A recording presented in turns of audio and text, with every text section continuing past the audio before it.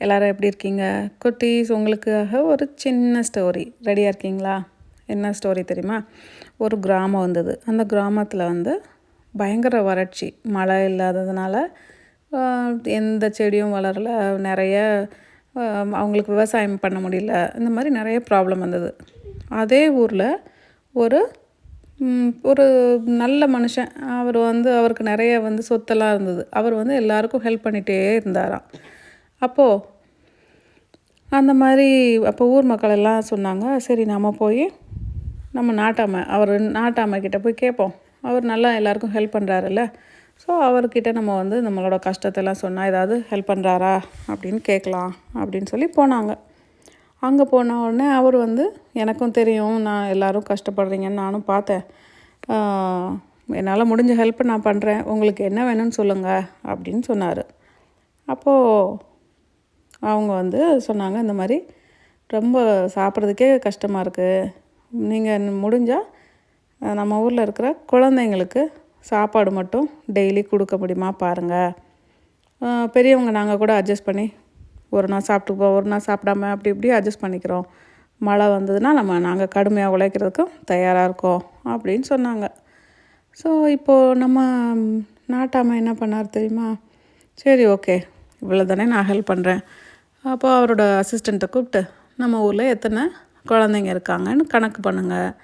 அவங்களுக்கு டெய்லி நம்ம வீட்டு வாசலில் ஃபுட்டு ரெடியாக்கிட்டு வச்சுடுங்க. ஒரு கூடையில் வச்சுடுங்க.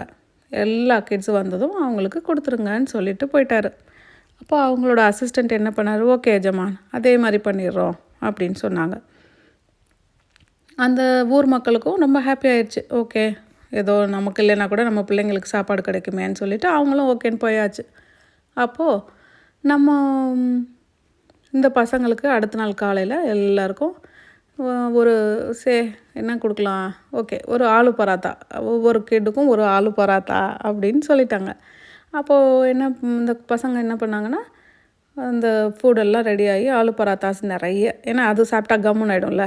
ஸோ குழந்தைங்களுக்கு தேவையானது அது இருக்குதுன்னு சொல்லிவிட்டு நம்ம அந்த வேலையாட்கள் அந்த ஃபுட்டெல்லாம் ரெடி பண்ணி வச்சுருந்தாங்க. நம்ம அந்த பசங்க உங்களுக்கு தெரியுமா, பசங்க எப்போதும் என்ன பண்ணுவாங்க? அடித்து பிடிச்சி முன்னாடி போய் சண்டை போட்டு, நான் முன்னாடி போனால் தான் கிடைக்கும், இல்லைன்னா நமக்கு சாப்பாடு கிடைக்கலன்னா என்ன பண்ணுறது? ஸோ அது மாதிரி இந்த பசங்க ஜென்ரலாகவே என்ன பண்ணுவாங்கன்னா, யார் ஃபஸ்ட்டு போகிறது அதே இதில் தான் இருப்பாங்க. ஸோ அந்த மாதிரி அவங்களும் அடித்து பிடிச்சி முன்னாடி போய் அந்த சாப்பாடை வாங்குறதுல ரொம்ப ஆர்வமாக இருந்தாங்க. அப்போ ஒவ்வொருத்தராக வாங்கி முடிச்சோன்னே அங்கே ஒரு பொண்ணு மட்டும் நின்றுட்டே இருந்தா, இந்த கூட்டெல்லாம் போகட்டும், அப்புறமா லாஸ்ட்டில் போய் எடுத்துக்கலான்னு. ஸோ அவள் டர்ன் கடைசியாக வந்தது. அந்த டர்னில் அவள் போய் எடுத்துக்கிட்டாள். ஸோ அப்போது இந்த எல்லா பசங்களும் வீட்டில் போய் நல்லா ஹாப்பியாக சாப்பிட்டுட்டு முடிஞ்சால் அவங்க பேரண்ட்ஸோடு ஷேர் பண்ணி சாப்பிட்டுக்கிட்டாங்க. இந்த மாதிரி அப்போ இந்த செல்வந்தர் இந்த நாட்டாமை இருக்கார் இல்லையா, அவர் மாடியில் பார்க்குறாரு என்ன நடக்குது அப்படின்னு. ஸோ அடுத்த நாளும் இதே மாதிரி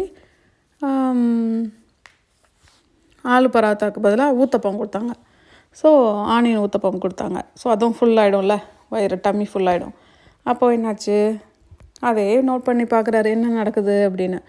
அங்கே அதே மாதிரி ஒரே கூட்டம். இன்றைக்கும் பசங்க அப்படி தான் அடிப்படி சண்டை போட்டு, எல்லாருக்கும் இருக்குது ஃபுட்டு, ஆனாலும் அவங்களுக்கு ஒரு பயம். இல்லைன்னா நம்ம கோயிலெல்லாம் பார்த்திங்கன்னா, திருவிழாலெல்லாம் பார்த்திங்கன்னா இப்படி தான் முண்டி அடிச்சுட்டு முன்னாடி அதை நம்ம எடுத்துடணும், வாங்கிடணும்னு நினப்போம்.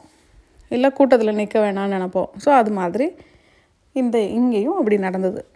இப்போயும் அதே பொண்ணு என்ன பண்ணா, அவள் பாட்டுக்கு ஓரமாக நின்னா, அவள் எதையுமே வாங்காமல் கடைசியாக அவளோட டர்ன் அந்த எல்லோரும் வாங்கிட்டு போனோடனே ஒன்று தான் மிச்சம் வந்தது, அது அவள் எடுத்துகிட்டு போயிட்டாள். ஸோ இதே மாதிரி அப்போ இந்த 3 டேஸாக தொடர்ந்து இதே மாதிரி ஒவ்வொரு ஃபுட் வைக்கிறாங்க, இதே நடக்குது. 4th டே என்ன பண்ணான்னா, அவள் ஒரு அன்னைக்கு மோதகம், நல்லா ஸ்வீட்டாக மோதகம் வச்சு கொடுத்தாங்க. ஸோ இல்லை ஒரு கொழுக்கட்டைன்னு வச்சுக்கலாம், சம்திங் அந்த மாதிரி அதை எடுத்துகிட்டு வீட்டுக்கு போயிட்டாள். வீட்டில் போய் அவள் அவங்க அம்மாவுக்கு, தம்பிக்கு, அப்பாவுக்குன்னு எல்லாரோடையும் சேர்ந்து சாப்பிட்றா. அப்படி சாப்பிடும்போது அவளோட மோதகத்தில் ஓப்பன் பண்ணும்போது டங்குன்னு சத்தம் கேட்டது கீழே. என்னடா சத்தம் கேட்குது அப்படின்னு பார்த்தா ஒரு கோல்டு காயின் இருந்தது. அவளுக்கு ஒரே ஆச்சரியம், என்னது நம்ம சாப்பாட்டில் கோல்டு காயின் இருக்குது அப்படின்னு சொல்லிட்டு என்ன பண்ணா, நேராக அதை எடுத்துகிட்டு நாட்டாமைக்கிட்ட கொடுத்தா. ஐயா, நீங்கள் எங்களுக்கு சாப்பாடு போடுறதே ரொம்ப நன்றி, நல்ல விஷயம் பண்ணுறீங்க. ஆனால் இன்றைக்கி நான் சாப்பிடும்போது அதில் தெரியாமல் யாரோ தங்க காசு வச்சுட்டாங்கன்னு நினைக்கிறேன் அப்படின்னு சொன்னாலாம். அப்போ அவர் சொன்னாராம், நான் டெய்லி பார்த்துட்டே தாம்மா இருக்கேன், மாடியிலேருந்து பார்க்குறேன் எப்படி வாங்குறாங்க என்னன்னு. அதில் நீ மட்டும்தான் என்ன பண்ண, பொறுமையாக ஒன் டர்ன் வர வரைக்கும் நின்று வெயிட் பண்ணி வாங்கிட்டு எடுத்துகிட்டு போன சாப்பாடை.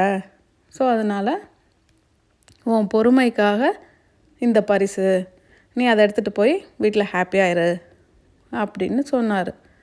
அப்போ இந்த கதையில் நமக்கு என்ன தெரியுது அப்படின்னா, நம்ம பொறுமையாக இருந்தால் நமக்கு தேவையானது கண்டிப்பாக கரெக்டான நேரத்தில் கரெக்டான கிஃப்டாக நமக்கு கிடைக்கும். ஸோ அதனால் பொறுமை கடலினும் பெரிது. பொறுமை நமக்கு ரொம்ப முக்கியம்.